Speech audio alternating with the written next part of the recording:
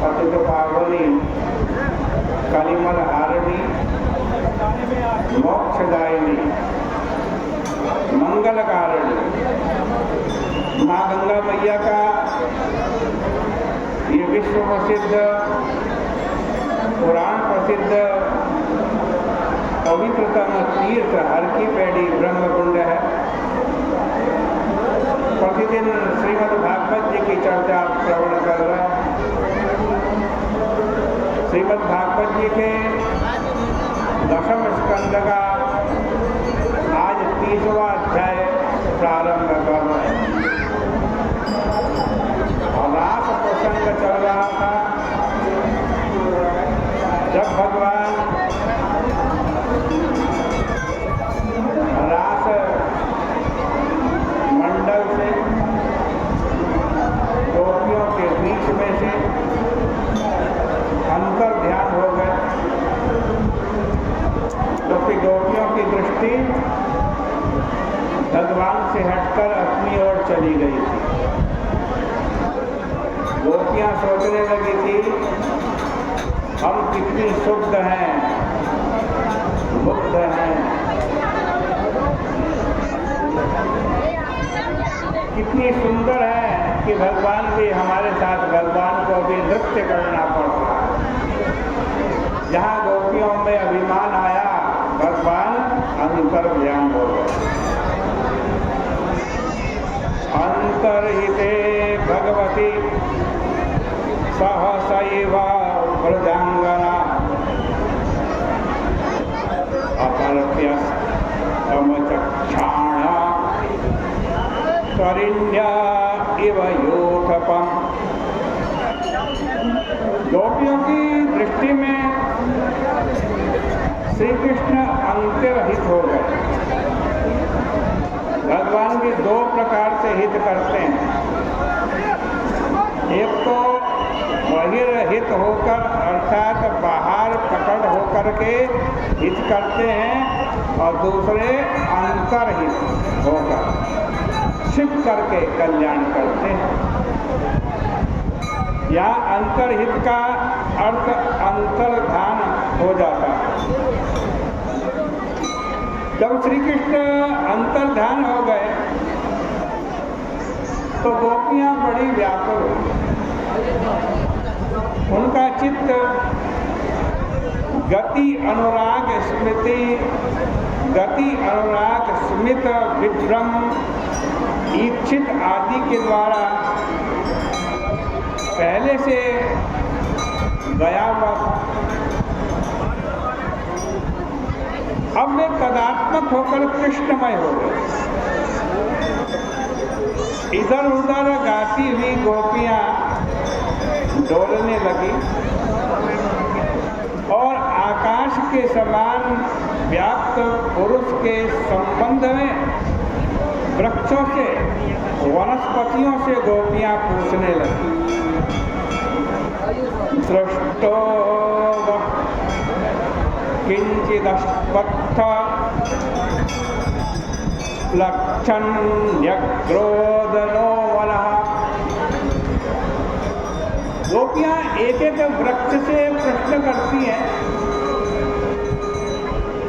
इसका अलग अलग वर्णन है।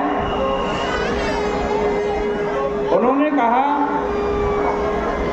हे अश्वत्थ, तुम तो स्वयं भगवत स्वरूप हो। गीता में भी आया है कि अश्वत्थ वृक्ष क्या है।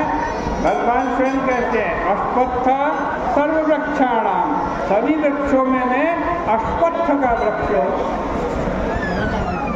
गोपियां अश्वत्थ से पूछती हैं और लक्ष्य नाम के वृक्ष से भी पूछती हैं और कहती है तुम तो ब्रह्मा जी के वृक्ष हो। परोक्ष को ही लक्ष्य बोलते, जिसका अर्थ है कि जिसकी बड़ी बड़ी आंखें हों। गोपियां पूछती हैं न्यग्रोध, जो तुम्हारे नीचे आता है उसको तुम थोड़ी देर के लिए रोक लेते हो, यह तुम्हारा स्वभाव है।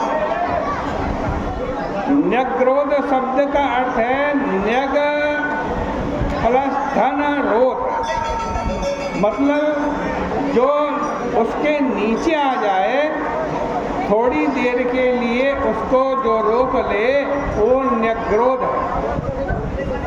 रुकने वाला कहे अरे इस वृक्ष की क्या बढ़िया छाया है, क्या सुंदर पत्ते हैं। अथवा रोध का मतलब जटा, जो न्यग माने नीचे फैलती है, न्यग्रोध बड़ को कहते हैं। गोपियाँ इन वृक्षों से कहती हैं कि श्री कृष्ण हमारा मन चुरा करके ले गए, बताओ कहाँ है। इस तरह गोपियाँ व्याकुल हो गई और श्री कृष्ण का अनुकरण करने लगी। कोई गोपी पूतना बन गई, कोई नन्हा सा बालक बनकर के चलने लगी, कोई राम कृष्ण की तरह मुद्रा बना करके बुलाने लगी।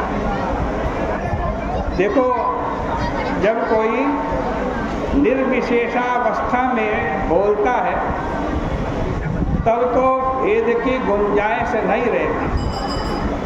अपने को चाहे ब्रह्म बोलो, चाहे ब्रह्म का दादा बोलो, जहाँ निर्विशेष है वहाँ भेद का अस्तित्व नहीं है। किंतु जहाँ कोई सविशेष बोलता है कि मैं वही हूँ, तो वैसा ही सिर, वैसा ही हाथ, वैसी ही आँख, वैसे ही पाँव, वैसा ही मुख, वैसे ही माँ, वैसा ही बाप कहाँ से हो। इसलिए जो भावावेश में, विरहावेश में अथवा मिलनावेश में बोला जाता है वह आवेश हो जाता है, वास्तविक अनुभव नहीं होता। कुछ लोग अपने को कृष्ण बताते हैं, राधा बताते हैं और कहते हैं कि हम ही सब कुछ हैं। सगुण के साथ जो संबंध होता है वो भावनात्मक होता है और निर्गुण के साथ जो ऐक्य होता है वो बोधात्मक होता है, जहाँ परमार्थ वस्तु सत्ता से ऐक्य होता है। गोपियाँ कहने लगी कि मैं कृष्ण हूँ, देखो कृष्ण की तरह कैसे मधुर मधुर चलती हूँ। कृष्णो हम पश्चात गति। दूसरी गोपी ने एक कपड़े का गोवर्धन पर्वत बना लिया, उसको उठा लिया और बोली आ जाओ इसके नीचे।